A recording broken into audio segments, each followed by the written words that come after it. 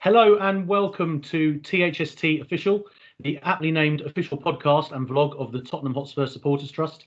My name is Martin Buhagiar and I'm joined by our regulars, as always, fellow THST official board members, Rachel Martin, Anthoulla Achilleos and Rob White. Good evening, guys. Hi there. This evening we have a very special guest for you. Alan Fisher is a THST member. Like us all, he's a long-suffering Spurs fan, all-round good guy, and author of the brilliant Tottenham On My Mind blog, which I'm sure most people listening to this have probably read. It's a very popular blog. Good evening, Alan. Good evening. Thanks for that introduction, Martin. Good to be here. No problem at all. Now, Alan very kindly attended an FSA VAR session on behalf of the Trust last month.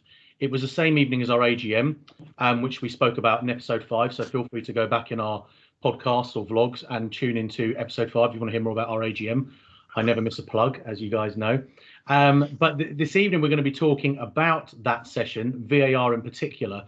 And I should put a disclaimer out first. Obviously, we're all football fans. We all have our own personal views on VAR. So this will be our own personal view of the introduction of VAR. It won't be an official Tottenham Hotspur Supporters Trust view, so please bear that in mind. I'll go early and say I hate it, but we'll come on to that later. Now, Alan, you attended that event for us, so perhaps we can begin by you just telling us how that event went and what kind of subjects they covered within that evening. Sure. Well, I have to start with a disclaimer because I detest VAR. I think it's an abomination. I think there is a serious danger that it could destroy the experience of going to a football match because it takes away the flow of the game, it disrupts the game, and above all, it disrupts the fan experience. So I went to the meeting not just to get out of going to the AGM, but also to listen to what they had to say. It was part of the Football Supporters Association have got some regular consultation and dialogue with the PGMOL, I think it is, and Mike Riley and his assistant Adam Gale Watts very kindly gave up their time one evening to talk to representatives of the organisations. We were all asked to submit some questions in advance, so I didn't actually get a chance to speak at that meeting. And in a minute I can talk about what those questions were and what the responses were. But just to say, just to give you a flavour of how the meeting went, Mike's very keen on dialogue. He's very keen on consultation. He's talking to you, he's talking to me, he's talking to his friends and colleagues abroad. He will talk to anyone who wants to sit down and talk to him about VAR because he wants to make it better. He's thinking of the fans first and foremost, and he wants to make it better for everybody. By the time I reached the end of the meeting, I wasn't quite so sure that he really understood what fans wanted, but we'll get on to that in a minute. I mean, he was explaining, it was interesting that about how they actually do VAR, which probably we're all talking about VAR all the time, but I think there are lots of misconceptions about how VAR operates. They were saying that the percentage of accurate refereeing decisions has gone up from 83% to 95% this year. I'll pause while people watching this pod digest that, and then we'll just move on. He said that an average VAR check takes 32 seconds. This was in response to some discussion about all the delays, of course. He said that the average review when the ref goes over to look at the screen takes 82 seconds. So that is an average, and Mike's very good with numbers, that's an average of 54 seconds per VAR check per game. Now, of course, what Mike compares this with the 7 minutes that he says is on average time is wasted through substitutions and trainers on the pitch and fouls, etc. And he says that we don't mind that. Well, of course we don't, but he didn't go into the fact that VAR actually adds time on to all of these delays. It also disrupts the flow of the game. And of course, if there's an average of 54 seconds, that means a substantial proportion actually take considerably longer than that. That's about the nature and extent of my mathematical knowledge. But he doesn't seem to quite realise that. But Mike's got a spreadsheet and Mike's got a PowerPoint. So if he's got those, everything's fine as far as I'm concerned. It was interesting to see how they actually do the VAR to actually see what they do. They've got you may know this, but I didn't know this, that they've got each game is watched by not one but two refs. So you've got the main VAR ref and an assistant ref who is actually watching the game 3 seconds behind the main feed. So the idea is that you've got the ref plus a failsafe to catch up on anything. He was explaining the mechanics of offside decisions. Again, I don't need to go into the issue of the lines going up and down. He says that when there's a potential offside decision, and this of course is not a matter of clear and obvious, you're either offside or you're not. So the feed that they see goes at 40 frames per second. They can identify one of 3 frames, which is when the ball leaves the player's foot. And then they draw the line, and the line is only 1 pixel wide. One of the criticisms of VAR that I often see on social media is that people are saying, well, if that line is so thick, how can you judge precisely where the offside is? If we're looking at somebody's kneecap or fingernail, if they haven't cut their fingernails that day, then somebody's offside. But to be fair, that's an explanation for that.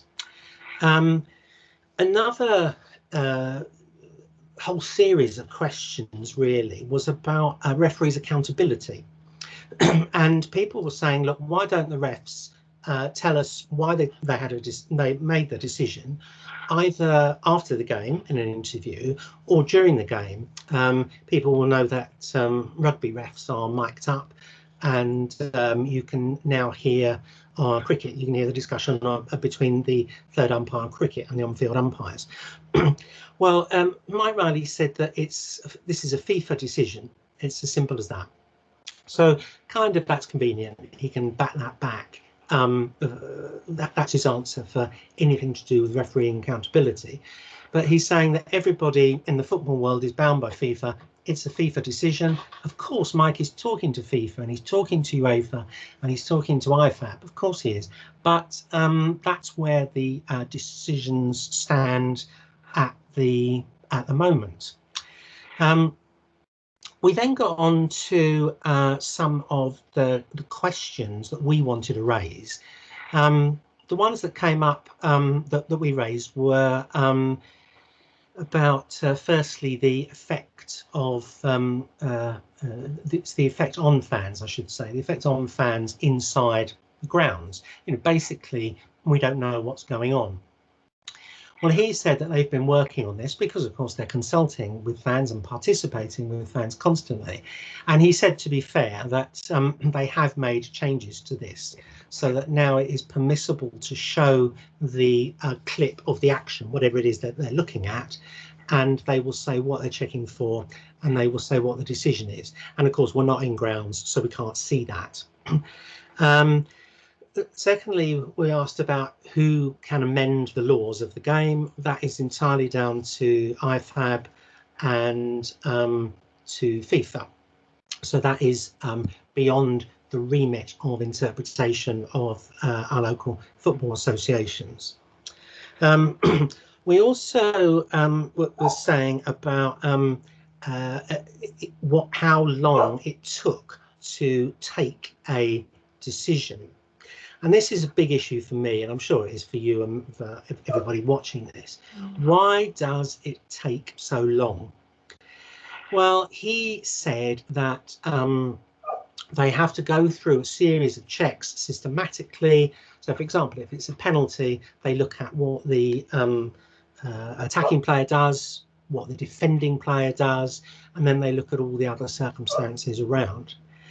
And the example that was given, this meeting took place shortly after the incident where Souček of West Ham was sent off when they were playing against Fulham, and people will remember that Souček sort of vaguely lifted his arm or something. Mitrovic, who's about the size of a tower block, fell over, probably making a dent in the pitch. But he didn't seem to be hurt when he got up and apologised to Souček as Souček was being sent off. But the point about this was A, whether or not the decision was correct, and B, how long it took. And he didn't really get into that. You know, the things that he's saying, and, you know, I accept what he's saying, despite my cynicism, please forgive me for him. But he you know, that's how they are looking at things. He didn't really go any further as to say why on earth that decision took so long. And I think it took 5 or 6 minutes. He says that they can look at real-time replays and slow motion replays. One of my bugbears is that whenever things get slowed down, they look a lot worse than they actually are. But he says they can look at whatever they want. What he did say, and I do want to emphasize this is my personal opinion, he implied that in the end it is down to the individual referees. I strongly suspect he didn't agree with referee Mike Dean. He didn't say that. That's just my interpretation of what he was talking about. The fourth thing was our fourth question, I should say, was about clear and obvious. Now, VAR is supposed to intervene when this is not an offside decision, but when there could be a clear and obvious error. Now, this is the topic that gets me going, and I apologise for this because I'm coming in off a long run of this one. But if the referees, regardless of the outcome, take ages to decide whether or not it's a foul, then the referee hasn't made a clear and obvious error, because it's taken them 3-4 minutes to look at something from 16 different angles and at 37 different speeds to make a judgment that may or may not be correct.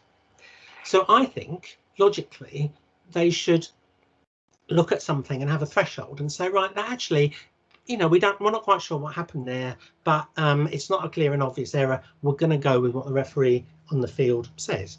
Personally, I would accept that. But again, he didn't really answer that to my satisfaction. He repeated the notion that they only intervene when it is clear and obvious, but he didn't really answer the question about, well, in which case, why are we still looking at penalties 3 or 4 minutes later? The big question, of course, is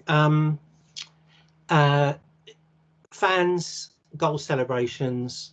Score the goal, you celebrate, and it's disallowed. Now, again, that's as you can get. I've probably said that everything I've said so far is my biggest issue in VAR, but this really is the biggest issue. I'm sure it is for you and everybody watching. You can't celebrate a goal because you don't know if it's going to be cancelled for whatever reason. And this was the point that seriously concerned me and made me question whether or not Mike Riley really does understand what fans want. Because he said, in addition to going through the checks, he said it doesn't happen very often. It's a minority of decisions. And of course, it is a minority of decisions. But he said that, but he then went on to give the example of the Manchester City Spurs Champions League quarter-final, when, of course, Christian Eriksen made a mistake, Man City scored, and then it was chalked off. And he said, well, you know, in that case, it was good all round, wasn't it? Because the Manchester City fans cheered, then the Spurs fans had something to cheer. So everybody had something to cheer, and it added to the drama of the event. Now, I accept that he's an experienced referee trying to grapple with a big problem. to me, that indicates that he has little idea what fans want and how fans behave at a game, what we want. We pay a lot of money to go and enjoy the game, to cheer our team on, and we are in it for the moments. We're in it for those explosions when the goal goes in, and we want to be able to look at the referee, see him point to the centre circle or not, and we know whether or not to cheer. The point for me is that because that doubt is there, the actual outcome of the decision is less relevant than our feelings if we're in the ground at the time, because we know that it could be chalked off. I mean, my example was in the first leg of that Manchester City Champions League, because from where I was sitting on the shelf, I was convinced that Son, who made a little run along the goal line, I was convinced the ball had gone out of play. Now, in fact, what that meant was that I should have actually gone to my optician the following day to check it, because it clearly wasn't out of play. But everybody was celebrating, and a lot of people were looking around. You're looking around at a screen, you're looking at the ref. Those are the moments. And I think it takes a hell of a lot away from the game if we can't have those moments. And Mike Riley was, he was a bit like a politician. You know how politicians have got, they got their set lines and they've got their speeches, and all right, that's what politicians have to do.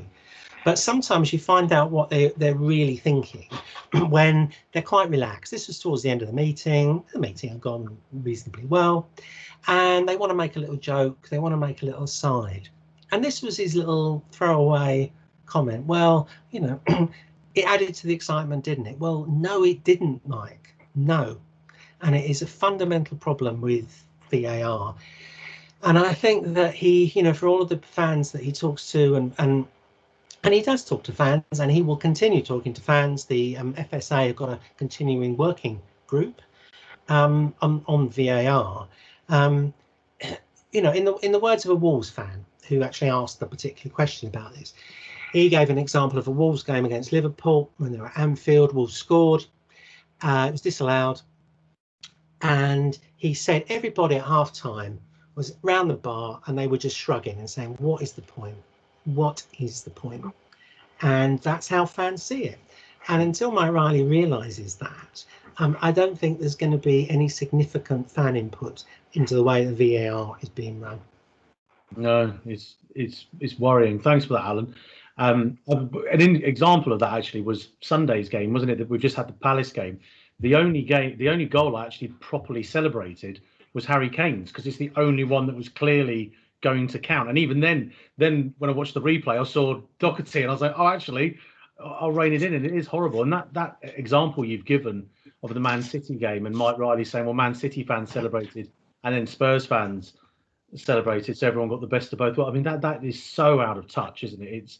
I mean, one thing I was going to say on this, I went to Stockley Park last year before it was brought in, and we had a conversation with the guys that explained how it was going to work. They were very clear to say it's not going to be like the Champions League, where we'd had remember the year before in the Champions League, we'd had some controversial decisions, or the World Cup. And one of the things that stuck with me was one of the guys saying, if we have to change the laws of football, we will not have achieved our mission of seeing VAR be introduced smoothly. And for me, the amount of law changes we've had now, whether it be handball, linesmen's,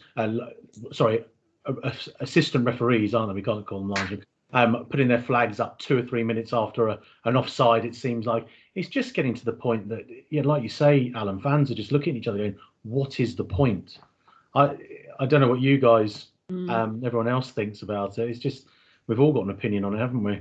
Yeah, I mean, I was going to say, Alan, you said, what was the number you said again that Mike Riley said, the very small percentage of decisions that are overturned, or the amount of goals that are disallowed? 30? I didn't. I can check this. Yeah, it was a very small number anyway. But it is, yeah. Yeah, it may only be 13% or whatever it was, but it is 100% of the goals scored that we can't celebrate in that sort of great euphoric spontaneous way that is the best thing about going to football, about being there in a crowd. And there is always this sort of thing of we're going to look really stupid, celebrating this if it goes wrong. And then, of course, also you get double the jeopardy if they've scored against you, then it goes to VAR, so they're all celebrating. Then you've got that bit of hope that it's going to get overturned. Then it isn't overturned, even though the referee goes and looks at the monitor. And it's just it's a joke, and it is ruining the game.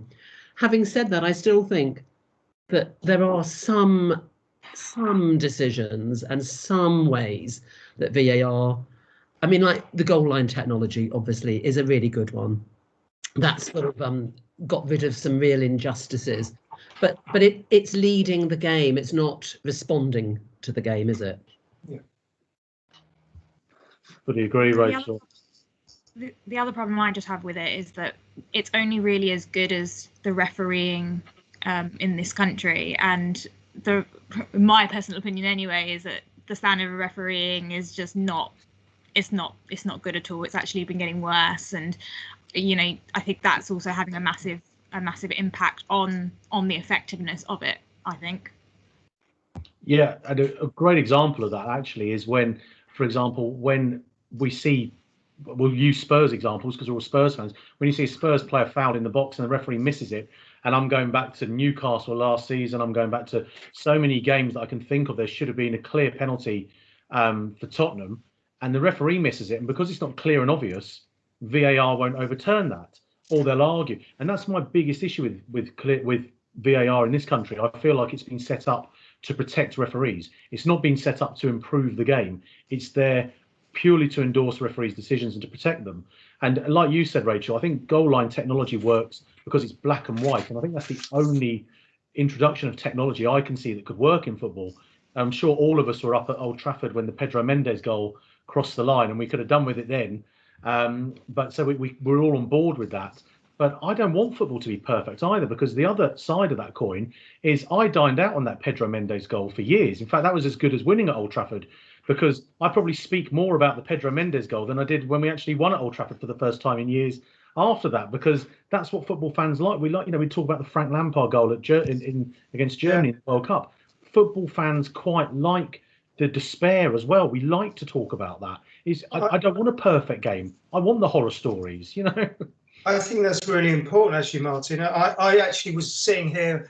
I was going to try and play devil's advocate and do the defend the undefendable as fighting talk and try and speak in favour of VAR, but I can't.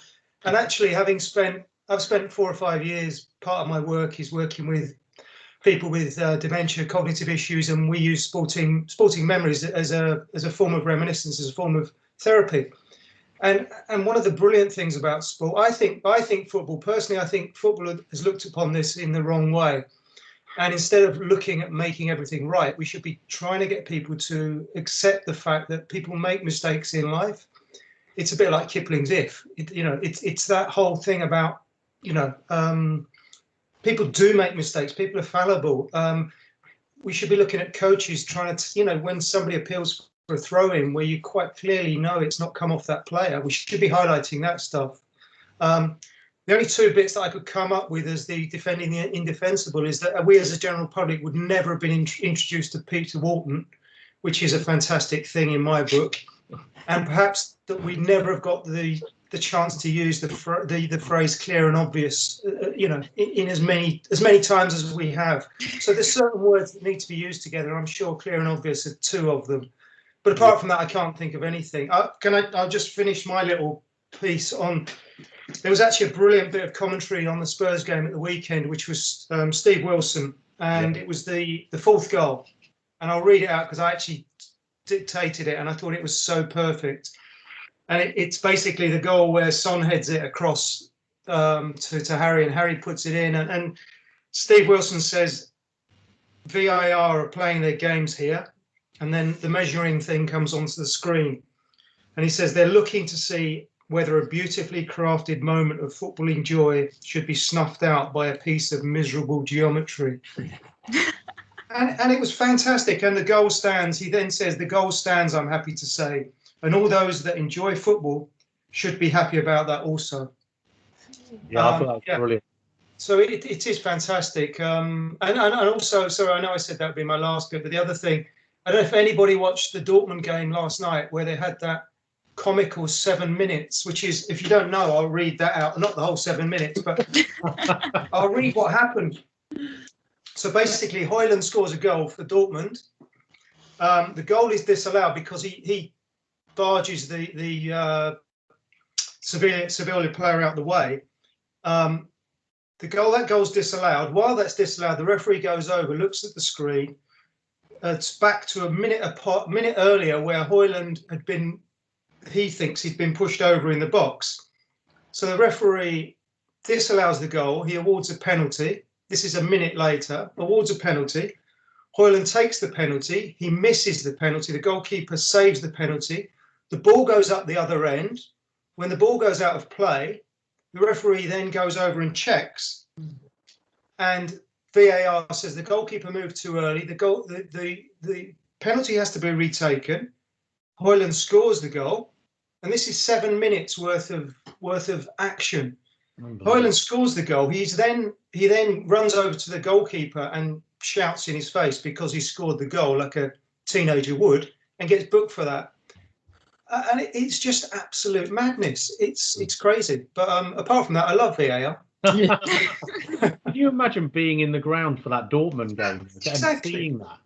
Yeah. It's just ludicrous. And how can anybody say that, oh, we got the decision right in the end, so that justifies the 7 minute delay? One thing I wanted to say, Steve Wilson, there's a commentator that understands football fans, and some other broadcasters who I won't name could learn from that with their choice of pundits, but I won't go into that. That's another one of my bugbears. He said through gritted teeth. But there's so many. I watched the Man City. So it's Wednesday night. Man City playing Southampton. So before this, I was just watching the first 15 minutes.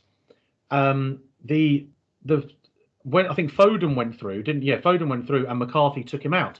He didn't actually touch him, but Foden went down because of the body position that McCarthy put himself in, and clearly Foden was going to clearly put the ball away, but the VAR looked at it and decided it wasn't a penalty. It's a clear penalty. If that was us, we'd be screaming for it. And at the other end, Zinchenko grabbed Vestergaard, pulled him, and again the referee missed it. VAR looked at it, wasn't clear and obvious. It's another clear penalty, and it's just every single game there is an example of. I go back to last year, the Manchester United at Villa Park, when Manchester United were getting all of their penalties, which they still do, when Fernandes just ran into a Villa player and went for a back heel and won a penalty and clearly kicked the Villa player first. But the referee awarded the penalty and it was still given. At some point, we have to say this clear and obvious error nonsense needs to go. It has to be, if we're keeping VAR in, surely if the referee's made a mistake, correct it. Then you'd get some people on board. My view would be get rid of it altogether. I don't know what you guys think. Yeah. Alan, I was interested. You touched on this about accountability of referees. Can you see any prospect of referees not sort of being put in the stocks and people throwing rotten tomatoes at them and things, but coming out and actually giving their explanation on particular sort of controversial decisions, or even the VAR referee? Do you think there's any prospect of that? I don't know if there would be some mounting pressure to do that. I didn't get the impression that Mike Riley and his colleague Adam Gale were particularly keen on that. I think that referees sadly might feel, this is my opinion, they might feel that they've got more to lose than they or the game would the game would have to gain. Whenever I watch a bit of rugby or certainly watch the cricket, it's illuminating to me to hear the referees go through their decision taking, even if the commentators are saying that's not quite right. To me, it illuminates the debate. But again, of course, I'm watching on telly, so it's a different matter. What he did say was that every Premier League match is scrutinised by, there's a referee's assessor in the ground, and then every game is scrutinised in the the day or two after the game by a panel who look at every single decision that the referee has to make. And on average, Mike's got his average, there are 245 decisions per game. That doesn't mean the times he blows the whistle, but that's the time that a decision has to be made. And he says the Premier League scrutinise each and every one, and that's how the referee is ultimately assessed. He also said that if there was a major controversy after a Premier League game, then the PGMOL, I'm happily using these initials. I've actually just realised I've got no idea what they stand for. But anyway, those referee people, they will go to Dermot Gallagher, who will make a statement about it the following day, and they'll issue something officially in the evening. So that's the level of accountability at the moment. I think also to develop that answer, I think there's a fundamental problem here about participation and fans' participation. If we think about it, I'm not aware that fans have got meaningful participation in terms of collaboration, where there is power, where there are a serious number of votes when it comes to taking a decision about anything that happens in football. And it's all very well using participation's a cosy word. We all like it, we're all participating, we're all stakeholders. I overuse it massively in my own work in social care. So I abuse that term more than anyone here, I'm sure. But real participation involves some sort of power, and fans don't have that. And I don't see referees, the FA, FIFA, UEFA giving up any sort of meaningful power anytime soon. I think your dog agrees as well. I was going to say that dog sums up my feelings. Mine don't worry, Alan. I've got two dogs who regularly bark during these podcasts. It's all right. Don't worry. It's a feature. No, it's a feature of every single Teams meeting that my spaniel wants to join in. So there you are, being heckled by your own dog. What does the dog think of VAR, by the way? He thinks the same as me, Rob, and he's got no choice in this. Barking mad. Sorry. Oh. It's the Professional Game Match Officials Board, by the way, Alan. I've just looked it up. Is it? I honestly didn't realise that you've added to some of my knowledge, Martin. Mike is the GM of that as well, by the way. If you want some more letters, Mike Riley's the GM of the PGMOL, wherever it is. I can think of some more letters, but I'm not going to say them on air. I think as well, as you've just said there, Alan, I think one of the issues for me as well is that we touched on this earlier, is that the law changes. You know, we've seen Dyer's handball against Newell. It wasn't even a handball, was it? Yeah. And the penalty given, then to change that during the season, I thought was odd. And I think one of the things we saw it with the other Man City game, didn't we, where a player came from an offside decision. It was a very old rule that's been with us. And again, if we didn't have VAR, I think the problem that we have is that the laws are being interpreted literally, whereas actually before it was subjective and it was the referee's decision, and you can't see everything. So Fulham's goal against us would have been allowed because you wouldn't have seen that it touched his hand, things like that. And now we're seeing, you know, the way offsides changed, and offside was always there to give always give the attackers the benefit of the doubt. And then we're seeing, as I said, the linesmen with their flags up a few minutes later, the change to the handball rule. Are we worried as football fans about where this could go with the changes we could make to our game just to make sure VAR works? I mean, that's a major concern for me. Yeah, I've when it first came in, when they were first talking about it, I've got a friend in America, and he was saying in the NFL now, whenever a flag is thrown, that's how the games are refereed. The referees have a flag and a whistle, and a flag is thrown down. And the TV companies know there's going to be a break in the play. And what they do, they just stick a very short ad in that gap.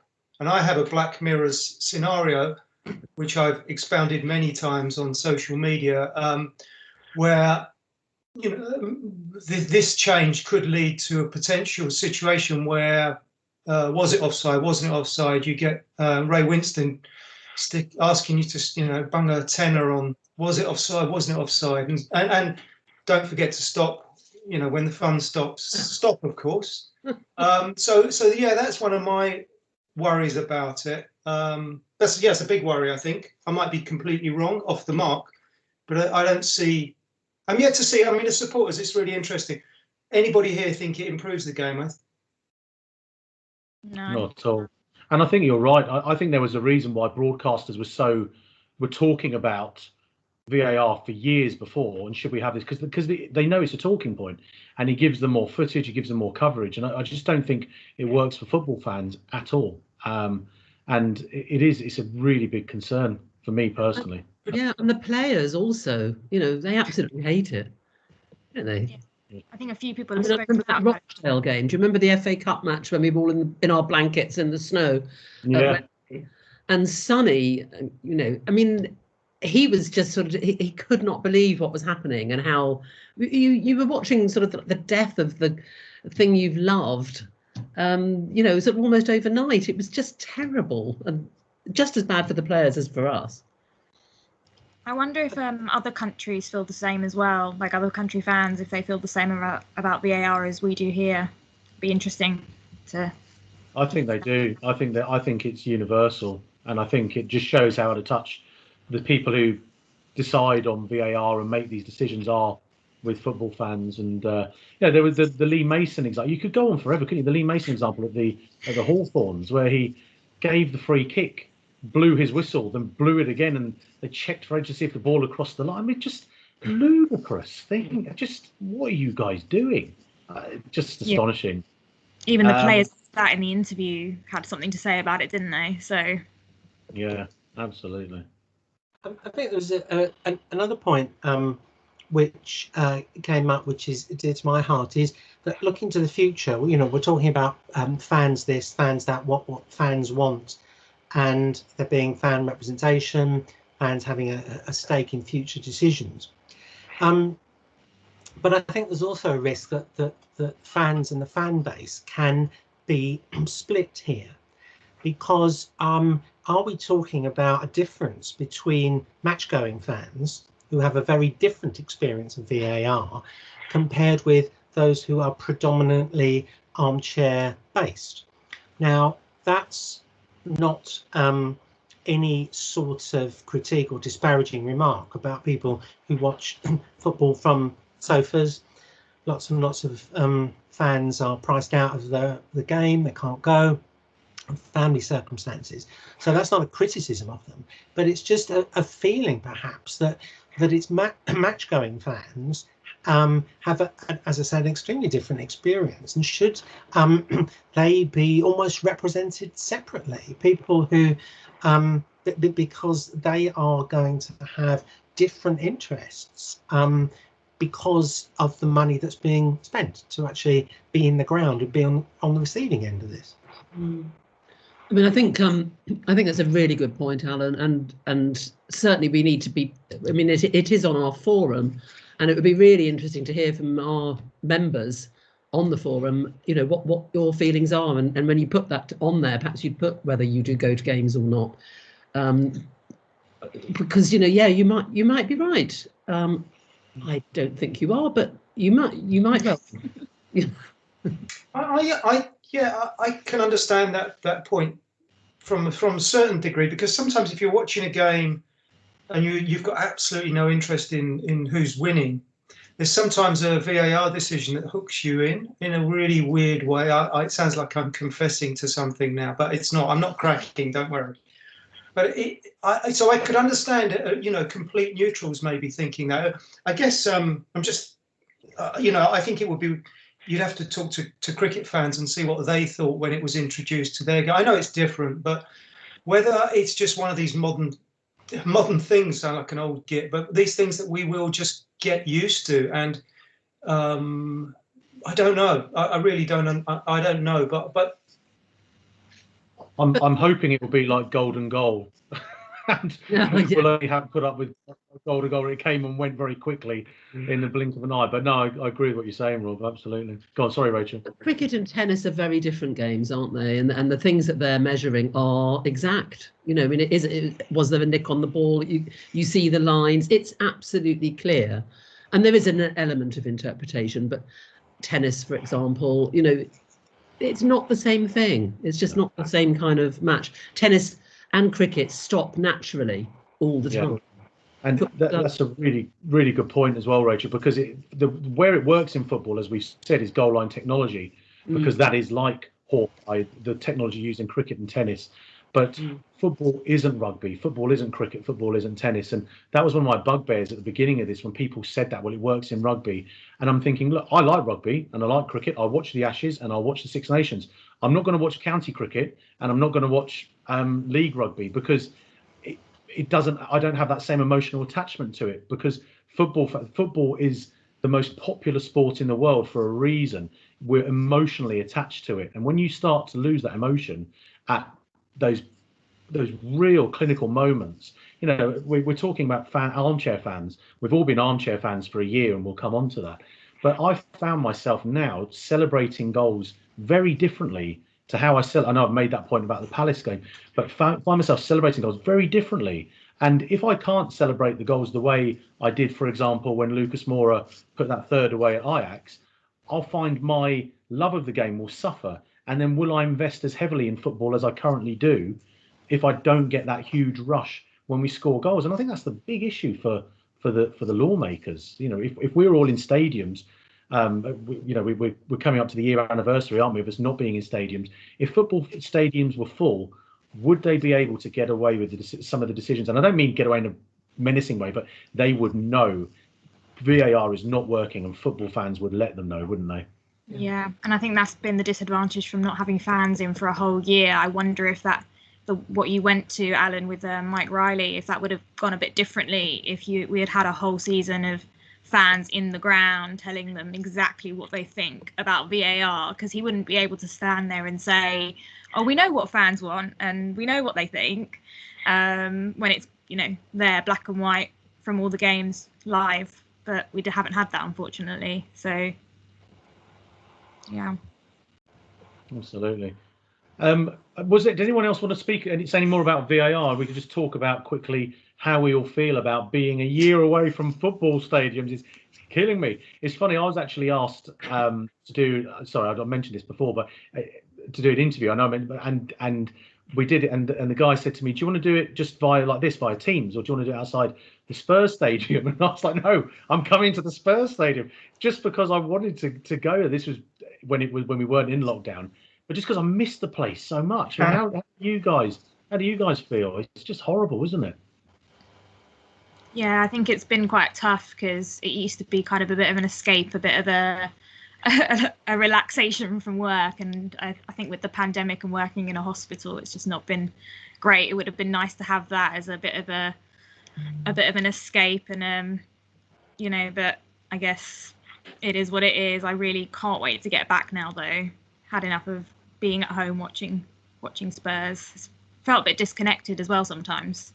You know, you're like, I really be bothered to watch, and then you're like, no, I will. But it's tough, isn't it? I'd much rather just take a walk down to the ground. But, yeah. How do you find it, Alan?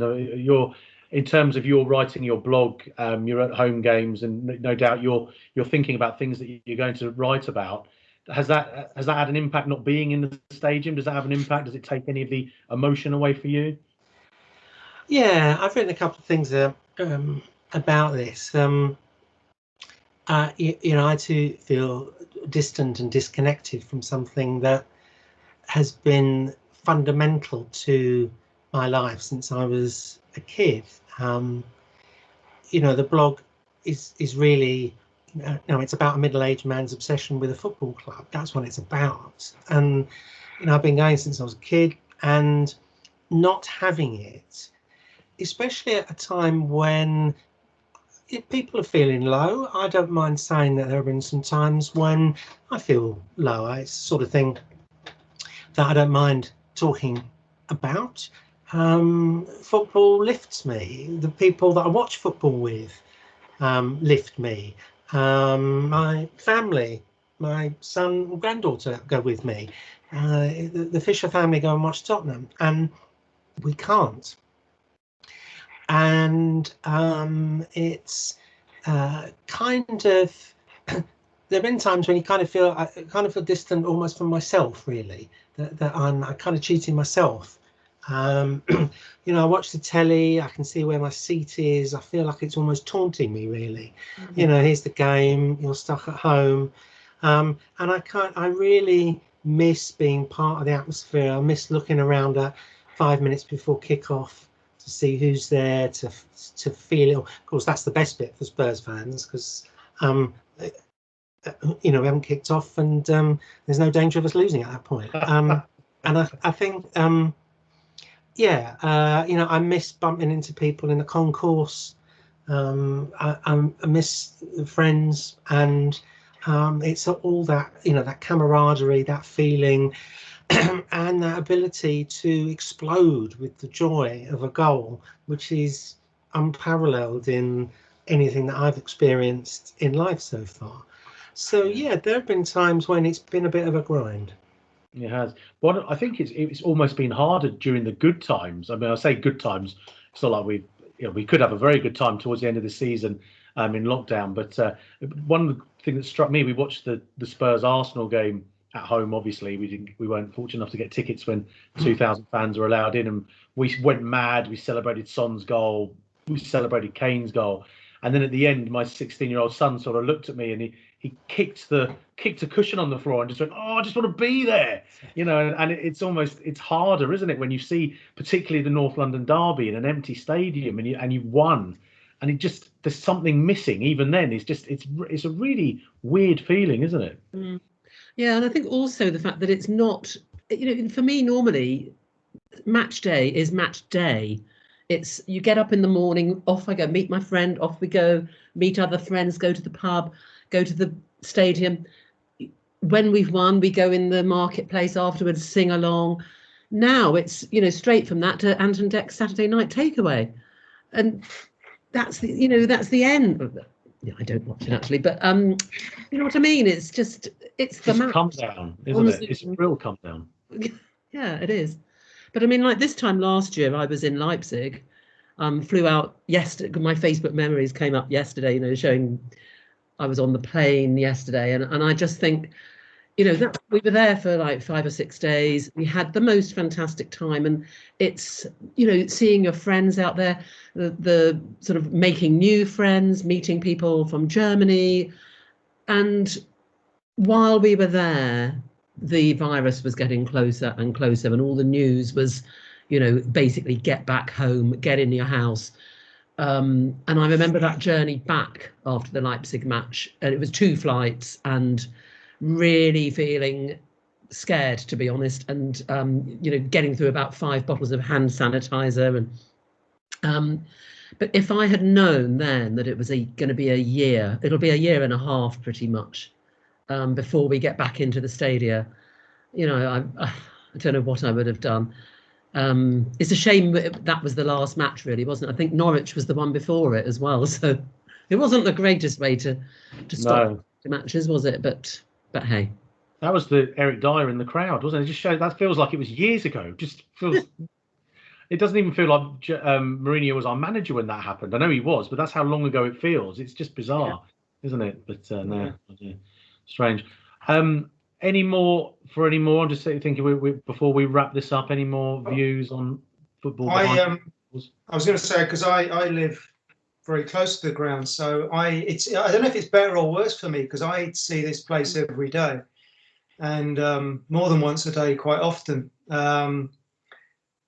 And it's a very weird feeling, because I can actually, you know, I can pop down just before a game starts and take a picture and post it on social media, and but it's just peculiar. I made the mistake actually the other day. It's not a plug actually.